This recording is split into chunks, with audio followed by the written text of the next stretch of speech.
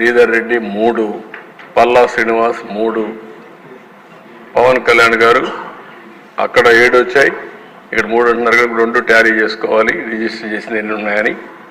అదే మరిగా అశోక్ గజరాజ్ 2, షర్మిల 2, కడాన చెల్లిని కూడా వదిలిపెట్టలేదు. ఆవిడ ఇక్కడ నేను చెప్పినట్టు కావాలి కొన్ని కేసులు ఉన్నాయి, మీ మీద ఉన్నాయి. కేసులు పెట్టిన వాళ్ళు మీరు ఒకసారి లేండి.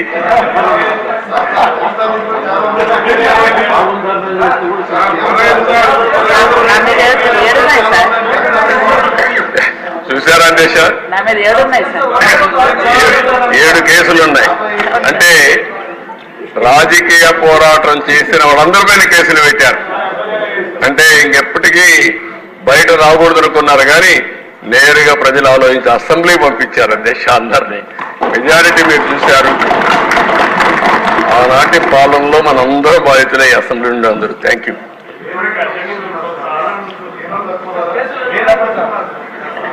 నెక్స్ట్ మీ ఇంట్లో నారాయణ గారు చెప్పినట్టు ఇది నేను చెప్పింది వాళ్ళ పేర్లే ఎక్కువ టైం అవుతుంది చెప్పలేకపోయాను, కానీ ఇంట్లో ఉంటే మన పెళ్ళిళ్ళు పిలిచేవాళ్ళం కుటుంబ సమేతంగా. ఇప్పుడు కుటుంబ పరివారం అందరిపైన కేసులు పెట్టారు. సపరివారం అందరి మీద ఒకరిద్దరు కాకుండా అందరిపైన కేసులు. అంటే ఏ విధంగా హెరాస్ చేశారు. ఈ రాష్ట్రంలో ఎవ్వరు వ్యాపారాలు చేయడానికి వీలు లేదు, ఎవరు బయట రావడానికి వీలు లేదు, ఎవరు మాట్లాడడానికి వీలు లేదు. ఒకవేళ మీరు ఆస్తులుంటే ఆస్తుల్లో కూడా వాటా ఇవ్వమంటే ఇవ్వాల్సిందే. ఇలాంటి భయంకరమైన పరిస్థితులు. నారాయణ గారు అయితే కూతుర్లు పెట్టారు, వాళ్ళ మిస్సెస్ పేరు పెట్టారు, అందరినీ వదిలిపెట్టలేదు. లేని వాళ్ళు చాలా మంది తక్కువ ఉన్నారు. ఇక్కడ 20 కేసులు ఉన్నాయి. అల్లుణ్ణి, కూతుర్ని, భార్యని అందరినీ సిబిసిఐడి తీసుకొచ్చి ఎక్కడికక్కడ ఎంక్వైరీ మీద ఎంక్వైరీ ఎన్ని చేయాలని చేసే పరిస్థితికి వచ్చారు.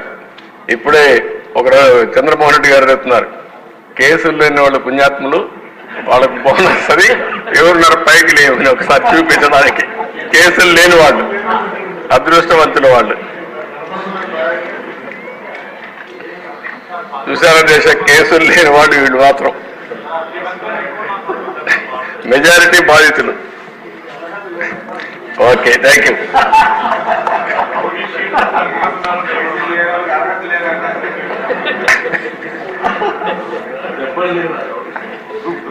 అధ్యక్ష ఇది ఒక కేస్ స్టడీ. అధ్యక్ష అంగళ్ళు, ఇది తంబళపల్లి నియోజకవర్గం, పొంగునూరు 2. ఇది ఒక కేస్ స్టడీ.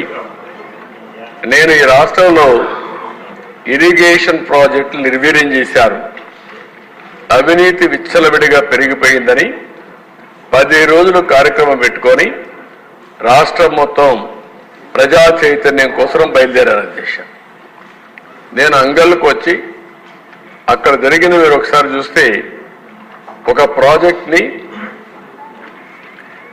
ఇప్పటికే హంద్రీనేవా కాలువలు దవ్వుతున్నాం, ఇంకా పూర్తి కావాల్సి ఉంది. కానీ దానికి ప్యారలల్గా అది వదిలిపెట్టి దాన్ని పూర్తి చేయకుండా గండికోట నుంచి మళ్ళీ హంద్రీనేవాకి ఒక కాలువ తీసుకురావడానికి ఆనాటి మంత్రి పొంగునూరు ఎమ్మెల్యే అతని కంపెనీకి కాంట్రాక్ట్ ఇచ్చి పెద్ద ఎత్తున అవినీతి జరిగిందని అక్కడికి వెళ్ళాను. అధ్యక్ష అదే నేను చేసిన నేరం. ప్రతిపక్ష నాయకుడిగా నాకు అధికారం లేదు.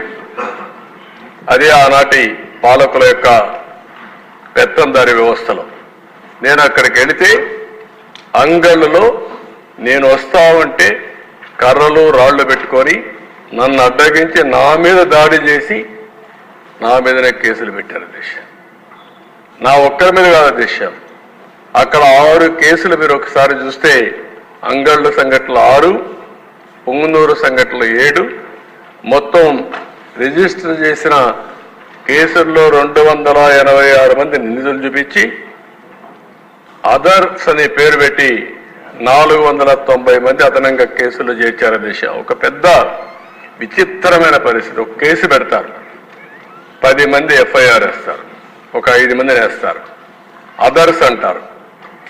ఎవ్వరు దొరికితే లేకుంటే ఎవ్వరు రాజకీయ కార్యక్రమాలు చేస్తే వాళ్ళందరిని అరెస్ట్ చేసుకుంటూ పోతా ఉంటారు. ఇంకా ఆ కేసుని అదే జరిగింది. ఇక్కడ మీరు చూస్తే మొత్తం ఎఫ్ఐఆర్లో మీరు చూసినప్పుడు ఒక నెంబర్, కొత్తగా చేసినటువంటి నిందితులు ఇంకొక నెంబర్, అరెస్ట్ చేసింది ఒక పక్క, ముందస్తు బెయిల్.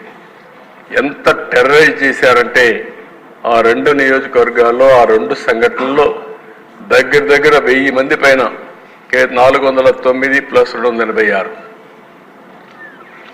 మీరు ఆ రెండు చూసిన తర్వాత 600 మంది పైన కేసులు పెట్టారు. కేసులు లేనివాడు వెళ్ళాడు.